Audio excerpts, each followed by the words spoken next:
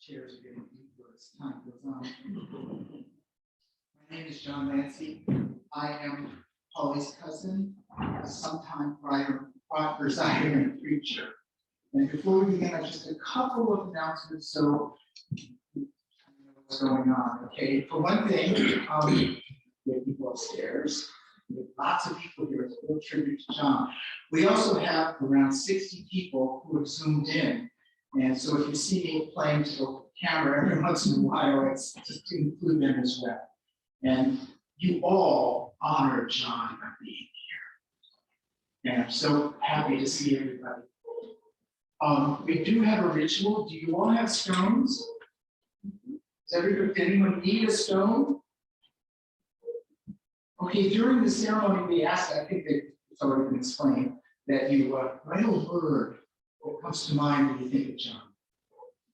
And at a certain point, I will invite anyone who wants to, ideally, I hope it'll be everybody, from your seat, you don't have to be up right away, there'll be a time to just share that word out loud so everyone can hear, okay? And again, if you're uncomfortable sharing it, you don't have to. And then when enough people have shared, we're going to invite you to come up and put the stone in this bowl right here. So all our stones will come together. Also, one other thing, if you have a cell phone, please silence it if you haven't already. Jesus does not like cell phones.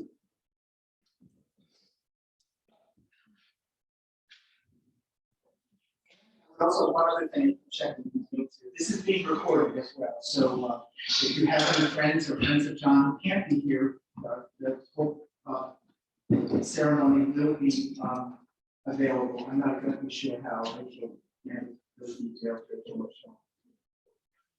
What we're doing today is remembering a great man. And I think the best way we can start with that is to lay everything else aside. We've come from many different places. We've had many different experiences today, maybe getting here, maybe having nothing to do with John Cassidy, or perhaps having everything to do with John Cassidy. I invite you now to take a moment to center. Don't be afraid of two things while we're here. One is silence. In the silence, we will come together. In the silence, we will experience the presence of God, the divine, the universe, but also experience the presence of John. And the other thing, not to be afraid of, aside from this mic, is tears. We've been, even just today, setting up today, we were all weeping as we did it. And there's nothing wrong with weeping. Indeed, weeping is a sign of our deep, profound affection for the man we remember and we miss. It's also a way to cleanse the spirit of the grief, to let it wash away. And so if it happens that any of us tear up, and I see you tear up almost immediately, if any of us tear up, it's okay. And if you feel that need, it's also okay. I think we have Kleenex all over the place if you need it. So let's take a moment now, bring ourselves here. Ignore the dog, ignore the day, ignore all of that. And try to just focus in here and why we're here.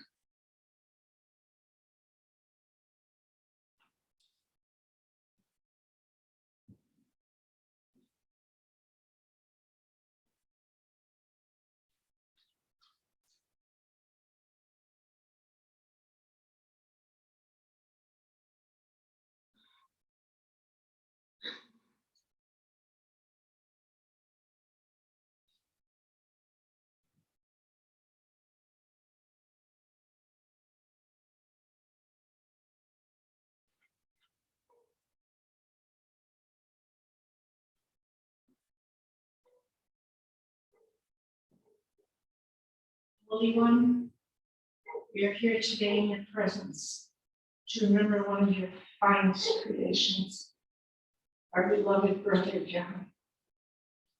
Father, husband, grandfather, uncle, cousin, co-worker, friend. We gather to celebrate his life, his love, his deeply creative mind, his deeply compassionate heart.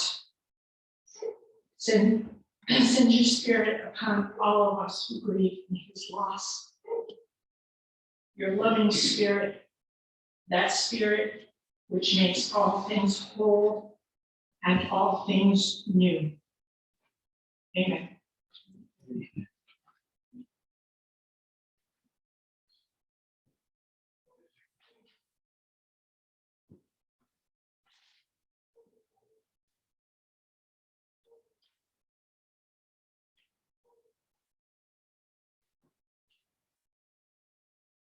We have a reading today from the Gospel of John. For those of you who are Christian, it's probably pretty familiar reading. It's the story of the raising of Lazarus from the dead. We're not going to read the whole passage because it's very long, but what happens beforehand is that Jesus is told that his close friend Lazarus has died, and he's called upon by Lazarus' two sisters, Mary and Martha, to come to the tomb because Lazarus has been placed in the tomb already. Jesus delays, and it's very confusing to his friends and to many of us even until today, why he delays. But where the reading picks up, he's finally arrived, and he's confronted by a crowd of Lazarus' friends and Lazarus' sisters, Mary and Martha.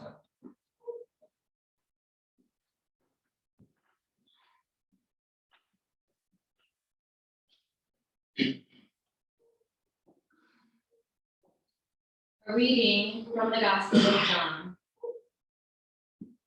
On his arrival, Jesus found that Lazarus had already been in the tomb for days. When Martha heard that Jesus was coming, she went out to meet him, but many stayed at home. Lord, Martha said, if you had been here, my brother would not have died. Jesus said to her, your brother will rise again. Martha answered, I know he will rise again in the resurrection at the last day. Jesus said to her, I am the resurrection and the life. Those who believe in me will live even though they die, and whoever lives and believes in me will never die. Do you believe this? Yes, Lord, she told him, I believe that you are the Christ, the Son of God. And after this, she went back and called her sister. When Mary reached the place where Jesus was, she fell at his feet and said, Lord, if you had been here, my brother would not have died. And when Jesus saw her weeping, and the people who had come along with her also weeping, he was deeply moved and troubled. Where have you laid him? He asked. Come and see, Lord, they replied. And Jesus wept.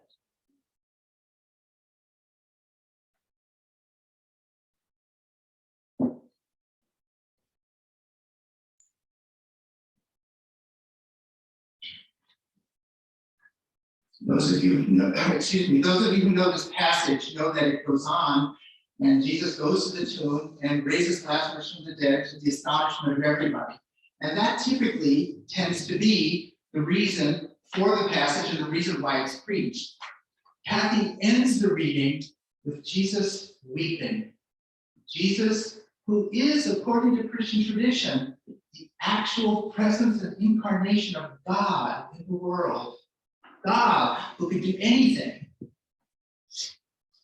sees the people weeping and missing their friend, and he weeps with them. I think that the point that I would like to make today is not so much about John, although he's certainly involved in this, as the rest of us. Where John is now, he is at peace. We are not at peace.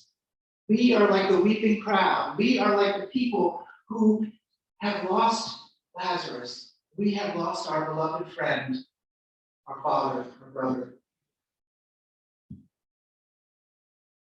The spirit of that gospel is telling us many things. I was talking to one of the people today, and I think I was talking to you, that there are about 15 different homilies in this particular passage. But the one that I just want to highlight today is that this is a reminder to each one of us in our sorrow, in our grief, that we are not alone. We are not alone. Of course, we're not alone. We're here with all these people. That's not what I mean. We, created by God, spawned, if you will, by the universe, if you're not into God. We were created. We live in this wonderful world of love. And when it is time to go, this gospel and virtually every one of the major religious traditions in the world remind us that when we leave, we do not just go into a dark abyss. It seems that way for us now, and we have to take it, if you will, on faith. But in point of, I almost said in point of fact, but unfortunately can't give you all the facts. I haven't been there yet. But in point of fact, I'll say it anyway. We believe, no matter what our religious tradition or lack thereof, that John is not gone forever into a deep, dark abyss. John is not alone. And we are not alone. There is hope. And there will be joy. At the end of the gospel, Lazarus is resurrected. None of us have the power to do that with John. Not in the body. But I think it's so important to remember, while his body is gone, he is still with us. He is present with us.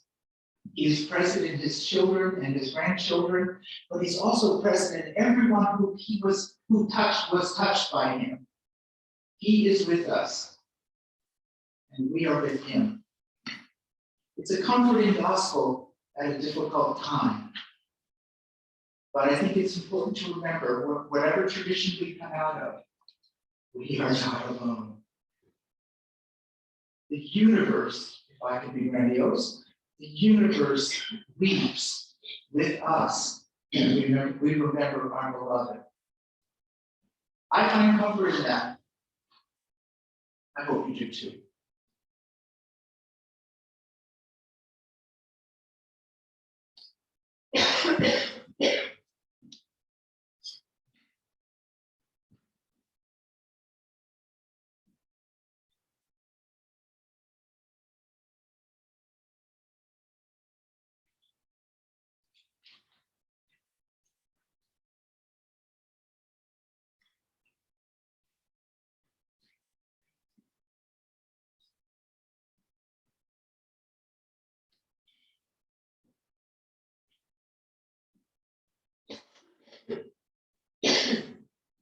One of the ways that we comfort one another is by sharing who this man was for one another, for each of us, and what he brought to us.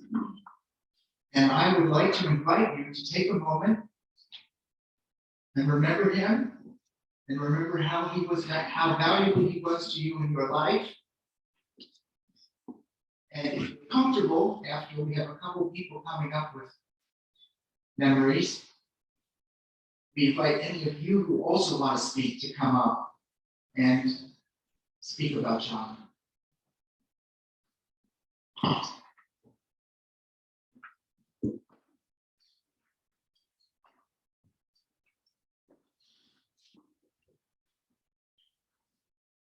First, I'd like to say thank you to everyone who's here today and all that held thoughts and prayers for my dad for the last couple of weeks. It has really meant a lot to my mom and sister. I'd like to thank John for leading the celebration, and I'd like to thank the Herculean effort that Tracy and Rachel did to get this house ready in less than 10 days and hold this beautiful ceremony. Throughout my dad's courageous battles with cancer, I thought this day would never come, and it never did.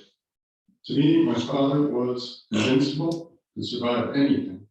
Somewhat of a superhero, or as my sister would say, a super brain with I don't think I fully understood how many people my dad touched over the years.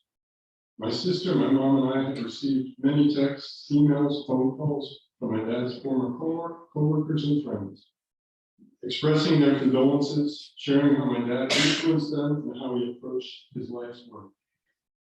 They know him as fearless, brilliant, and wise, or they know him as a powerhouse engineer ahead of his time. Since his death, I've been thinking and worrying a little about how I will remember my dad. I grew up playing a lot of sports, tennis, golf, basketball, you name it. My dad was a sports enthusiast and a respectable tennis player, but clearly God had a plan for him to use his brain over his athleticism. Regardless of every sport I played, my dad tried to play it with me and attempted to learn it no matter how hard it was for him or how bad he was at it. My dad took me to my first baseball game at Tiger Stadium to watch the Tigers, the first hockey game at Joe Louis Arena to watch the Wings, my first basketball game at Cobo Arena to watch the Pistons. He took me to my first professional tennis tournament in Connecticut. For my 21st birthday, he took me to Fenway Park to watch the Red Sox play in Roger Clemens pitch. He got us seats put directly behind the plate so we could hear the catcher's mitt pop and watch as he took off his mitt to shake out the sting every once in a while. After I finally graduated from Michigan, my dad and I went to a golf school in Arizona, where we took lessons, played golf, ate Tex-Mex, and drank margarita. I remember he was not a big fan of Mexican food, but he loved margarita. My father was an avid sailor, and I remember going to Stony Creek in Michigan on the weekends for a day of sailing in his wayfare. I remember how excited and happy he was when he caught the right wind, got the boat and leaned over the edge as we raced across the lake. More recently, my dad reveled in watching his grandkids play sports. Nick on the golf course, Emily and Cassidy on the lacrosse field, Jackson on the soccer field, and Caden on any court or field. I remember each time I would walk into the house at Cavendish from the mountains, he would give me the latest sports report on one of his grandkids. When I was young and trying to figure out what I wanted to do, I would ask my dad what he did for a living, and he would simply reply, stuff. It wasn't later until I realized and understood what he was working on. What I do remember is my dad approached projects at home with the same enthusiasm he did his life's work, and enjoyed them just as much as he was usually able to recruit friends and family. Some remember a few of these projects: building an addition on our first house in Birmingham, Michigan, building my mom terraces and patio squares for her beautiful landscaping at the house in Buffalo, installing and programming a sprinkler system in each one of his houses, and executing dock projects at the mountain house every spring and fall. There was one project that I will remember in particular. When we lived in Michigan, my dad and I watched the Detroit Tigers game on TV with our neighbors, the Weeds, who lived behind us. Bob Weed was talking about his wife, Susie, how she needed to walk all the way around the house, through the living room to get to the kitchen to the family. I remember my dad sitting on the couch, looking around at the walls, closing his eyes as he often would do when he was thinking or through problems or making necessary calculations. When he was done, he pointed at one of the outside-facing walls and declared, "We can have that wall down by the 7th inning. You have a sledgehammer." Sure enough, they got the wall down, and when Susie came home, she let out a blood-curdling scream. She saw a hole in the outside of the house. I'm not sure how long it took to build that new mudroom, but after it was done, Susie always used to say how scared she was when she saw a hole in her house, but how much she loved it. In addition to playing sports and doing projects with my father, I will remember how my dad enjoyed spending time with family and friends. During family dinners, he would pose life questions to all of his kids and grandkids. And if there was a guest at the dinner table, he would always make them feel welcome by engaging them to participate in the conversation. For me, one of the most important dinners was meeting my girlfriend, Kathy Hoffman, for the first time in Ann Arbor, Michigan. My dad was late because he had to work. Kathy was extremely nervous to meet my dad. She was from a small town in upstate Michigan and was having dinner with not only her boyfriend's father, but a PhD engineer. I was not nervous because I knew he would treat her, how he would treat her is how he treated everyone, with kindness, love, and respect. Many people remember my dad as a brilliant real-life rocket scientist, a counselor or a humble friend. I will remember my dad as someone who was willing to try every sport with me, no matter how bad it was. As someone who always wanted me to help with projects and never feared a challenge, even though there was a chance to fail. And above all else, as someone who always wanted to spend time with me and my dad, I love you and will forever miss all of our life experiences together.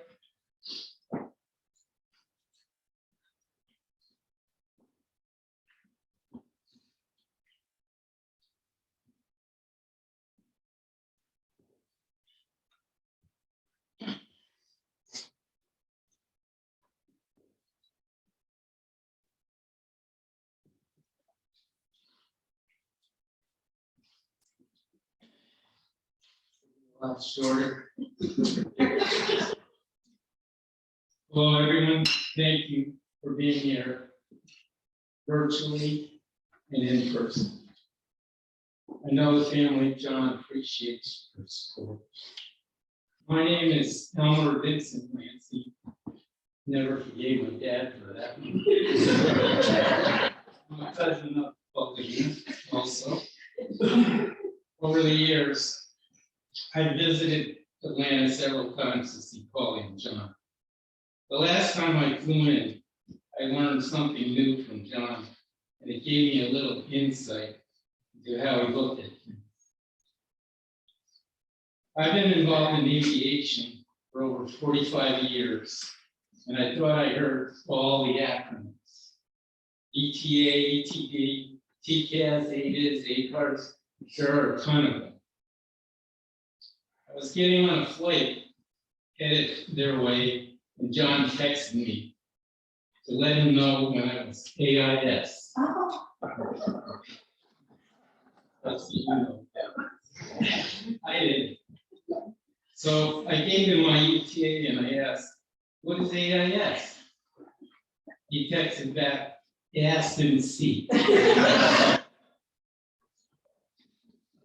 thought about that one for a while. I realized it's actually more accurate info or data, as I've heard a lot of it. ETA is just an estimate. Gas and seat is a finite piece of it. John was probably more comfortable working. I'm sure everyone here has learned a lesson or two from John, and using humor was always part of his repertoire. I'll end with a quote familiar to most pilots. "To fly west, my friend, is a flight we must all take for a final check." Godspeed, John, on his final flight west.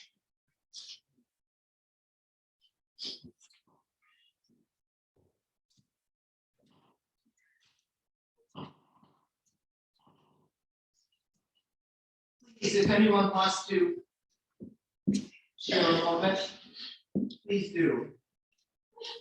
In any case, be careful in silence.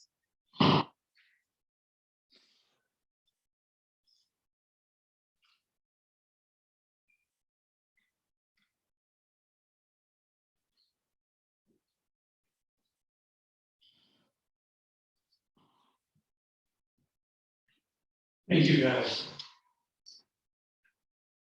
Thank you for coming. Thank you for supporting us. All the family. We love you. I got a quick one. We'll make it through it. I met John and Pauline in the spring of 1993 in Hilton Head as they were vacationing with Camping Essex. They were a little worried about meeting me.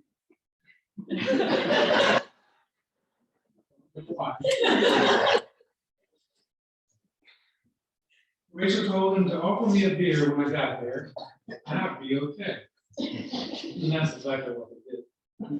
They made me a throw of beer, God bless them. I was nervous about meeting them also. I asked him what he did for a living, and he said, "I put computers on things." They were incredibly nice, in Trading County. Over the years, they embraced me into their family and treated me as I was one of their own. I will forever be grateful for your love and patience with me. I know that can be very hard.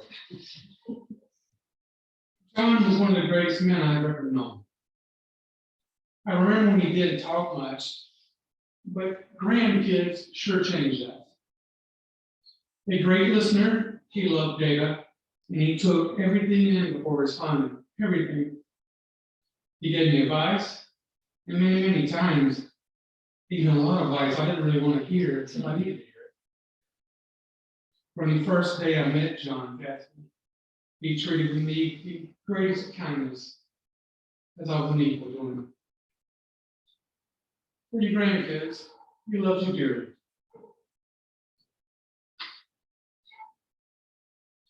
Whether he meant by John, Dad, John Boy, Jack, Jacko, Gramps, Grandpa, or Uncle John, he will always be remembered as a great husband, father, brother, dad, uncle, grandfather, father-in-law, and friend. Until the end of time, Jack, we will love you in church.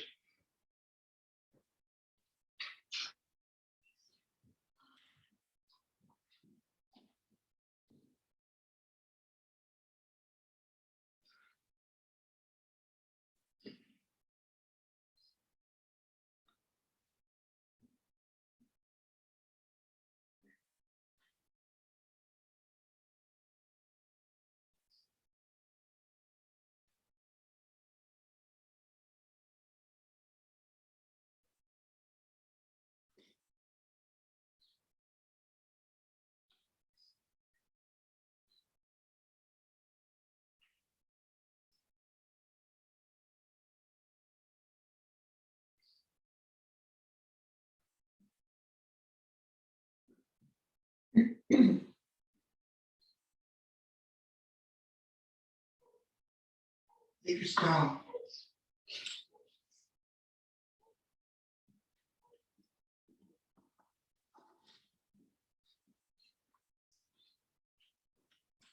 Speak your stone now.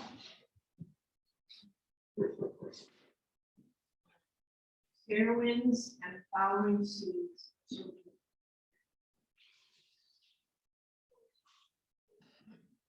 Or data.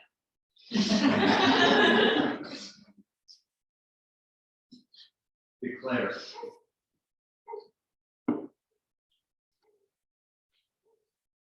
Family, Respect and love. Deborah Avanti.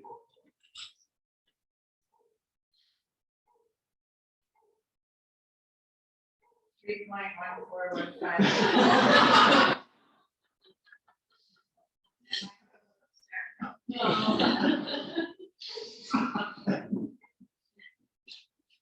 Catalyst, Again, catalyst, Role model. diversity is a wonderful thing.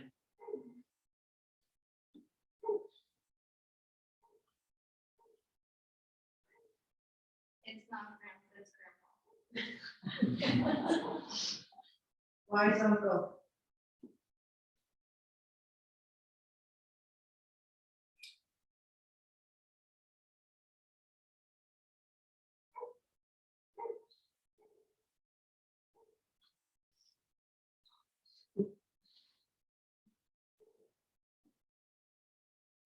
nobody from the alley. Say it often, cashiers.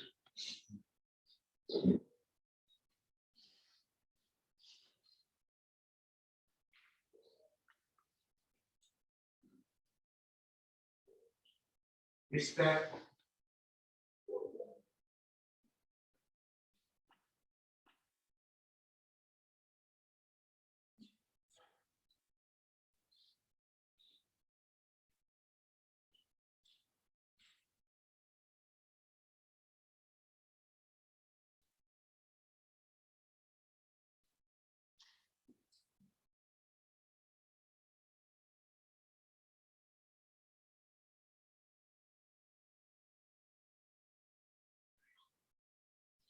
Now I ask each of you to stand.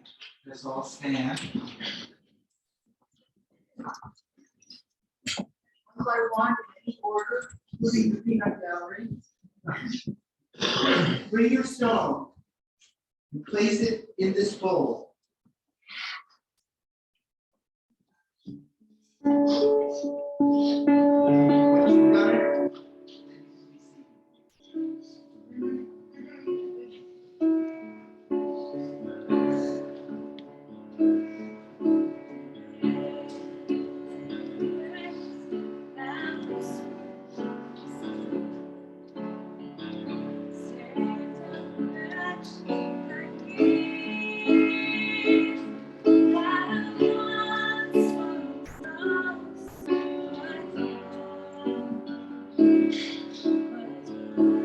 you've done it, then you can be seated.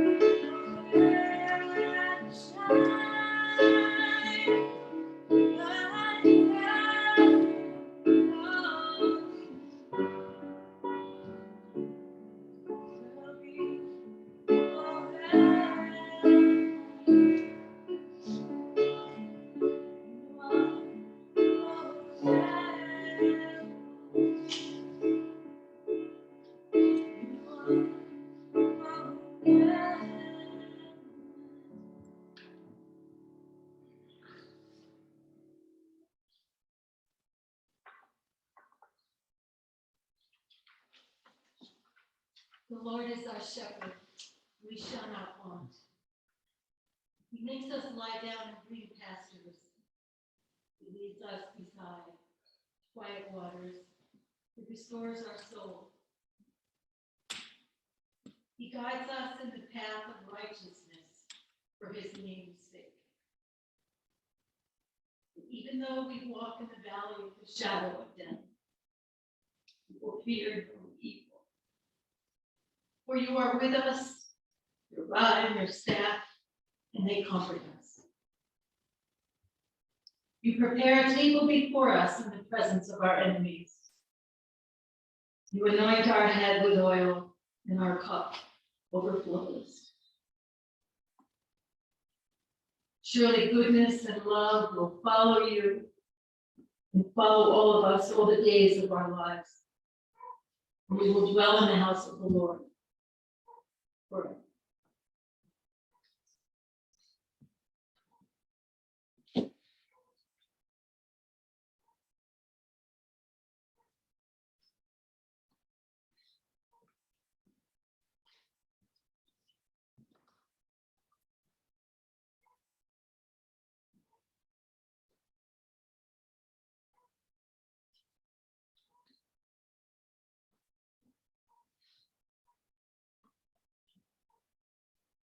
Our time together in prayer is about over. Our time to celebrate John continues. We have one more instruction. Everybody from here over, please stand. Not you. Family needs a blessing. I ask that you raise your right hand in a sign of blessing over them. I'll try to get you guys up there as we pray.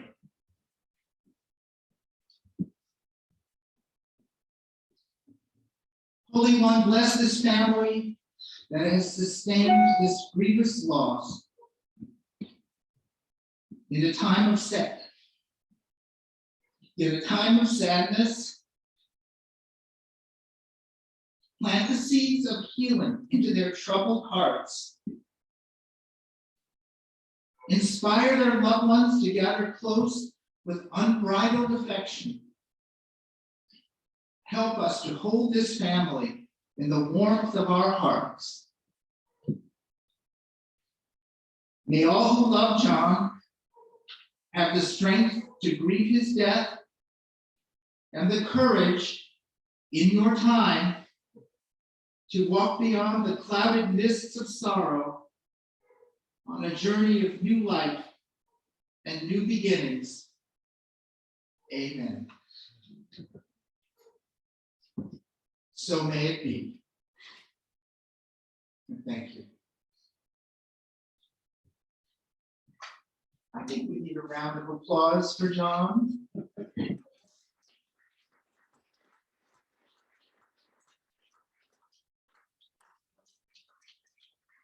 Thank you again for coming. We honor this family and this great man.